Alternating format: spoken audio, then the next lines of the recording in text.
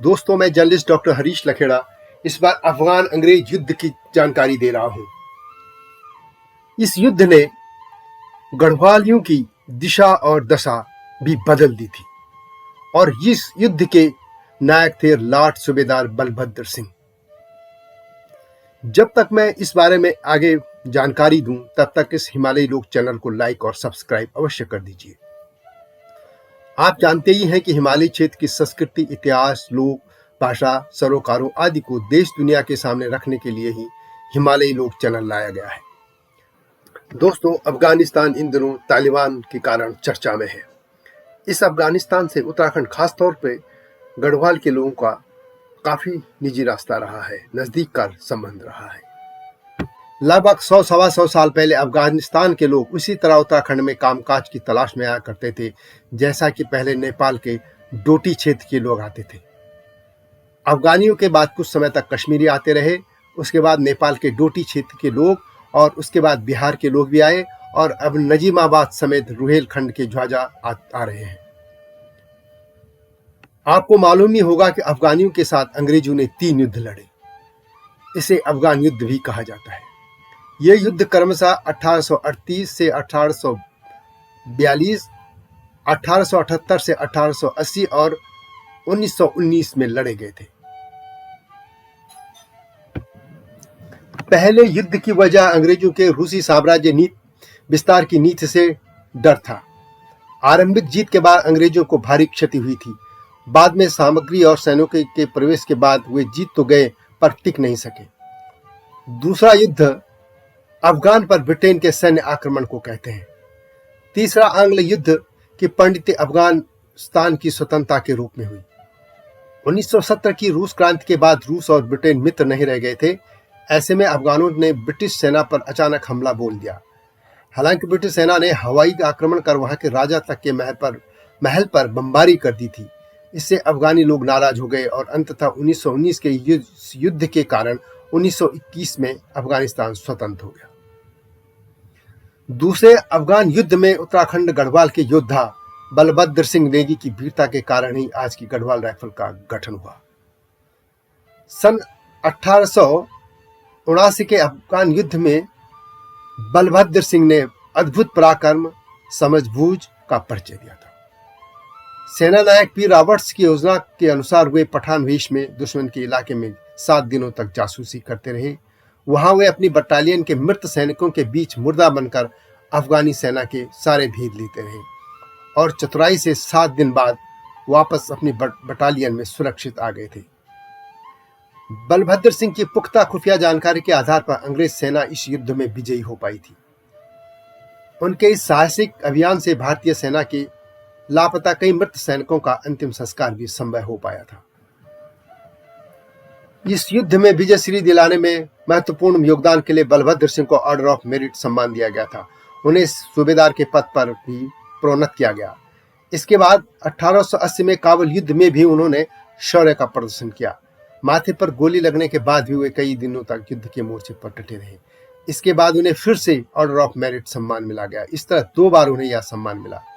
इसके बाद उन्हें कमांडर इन चीफ का सर्वोत्तम सैनिक पदक और ऑर्डर ऑफ ब्रिटिश इंडिया सम्मान भी मिला। इसके साथ ही सूबेदार मेजर पद पर वे प्रोन्नत किए गए। उनकी वीरता के चलते ही वे कमांडर इन चीफ और फील्ड मार्शल के ASD भी रहे। उन्हें लॉर्ड सूबेदार की उपाधि से भी सम्मानित किया गया था। उन्हें ऑर्डर ऑफ ब्रिटिश इंडिया के सम्मान के उत्कृष्ट सैनिक पदक से भी सम्मानित किया गया था। उनकी वीरता पर अंग्रेज सेना के commander in chief P Robert ने कहा था कि जिस अंचल में वीर बलभद्र सिंह जैसे वीरों का जन्म होता है, उनकी अपनी अलग रेजिमेंट होनी चाहिए थी। कमांडर इन चीफ रॉबर्ट ने सन 1884 में तत्कालीन गवर्नर जनरल लॉर्ड डफरिन को गढ़वालियों की एक स्वतंत्र बटालियन के गठन के प्रस्ताव की भूमिका में यह महत्वपूर्ण तथ्य लिखा था। इसलिए गढ़वाल राइफल्स के गठन का मुख्य सूत्रधार लॉर्ड सूबेदार एवं ऑर्डिनरी कैप्टन बलभद्र सिंह नेगी को माना जाता है। माना जाता है कि बलभद्र सिंह नेगी ने ही जंगी लॉर्ड से अलग गढ़वाली बटालियन बनाने की सिफारिश की थी।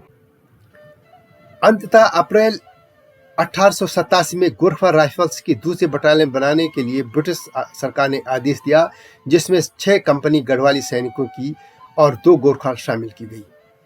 5 मई 1887 को कुमाऊं के अल्मोड़ा में लेफ्टिनेंट कर्नल ईपी मेनवारिंग के नेतृत्व में पहली गढ़वाली बटालियन खड़ी कर दी गई। 4 नवंबर 1887 को यह बटालियन पहली बार कालो डांडा पहुंची थी। कहा जाता है कि कालो डांडा यानी आज के लैंसडाउन में छावनी बनाने का सुझाव भी सूबेदार बलभद्र सिंह नेगी ने ही दिया था। पहले इस स्थान का नाम कालो डांडा था और तब के वायसराय लैंसडाउन के नाम पर इसका क्षेत्र का नाम लैंसडाउन रखा गया, जो आज भी गढ़वाल राइफल रेजिमेंट सेंट्रल है। इस तरह 1887 में गढ़वालियों के लिए सेना में अलग से रेजिमेंट अस्तित्व में आ गई थी।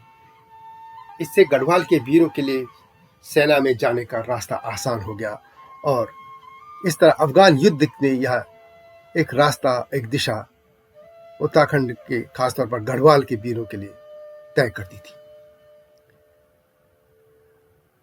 सूबेदार बलभद्र सिंह 5वीं गोरखा राइफल में एक सामान्य सिपाही से लाट सूबेदार बने। उनका शानदार सैनिक सफर उत्कृष्ट साहस, दूरदर्शिता और कर्तव्यपरायण का रहा। उनकी अदम्य साहसिक सैनिक सेवाओं का उल्लेख लंदन गैजेटियर में दर्ज है। 1887 में सेना से अवकाश ग्रहण करने के बाद ब्रिटिश सरकार ने उनकी सराहनीय सैनिक सेवाओं का सम्मान करते हुए उन्हें कोटद्वार क्षेत्र में ससम्मान स्वरूप निःशुल्क भूमि दी थी, जहां उनके नाम पर बलभद्रपुर बसा है।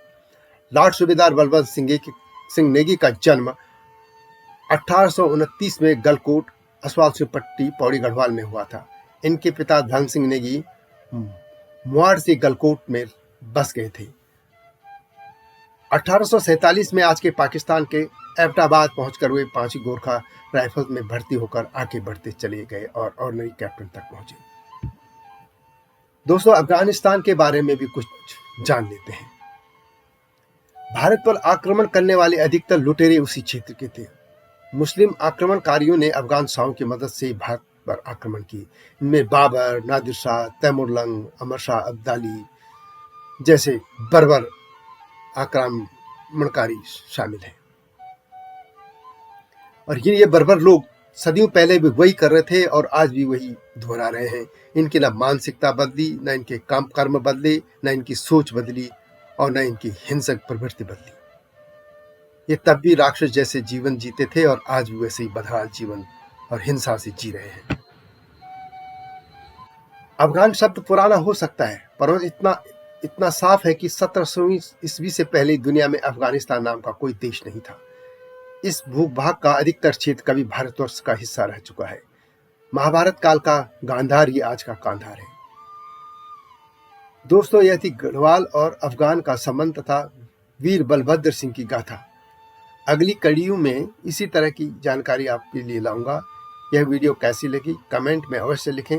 हिमालयी लोक चैनल को लाइक और सब्सक्राइब करना न भूलना। इस वीडियो के टाइटल सॉन्ग को भी सुनने मेरा ही लिखा है, इसी चैनल में है और अगली वीडियो का इंतजार कीजिए। तब तक जय हिमालय, जय भारत।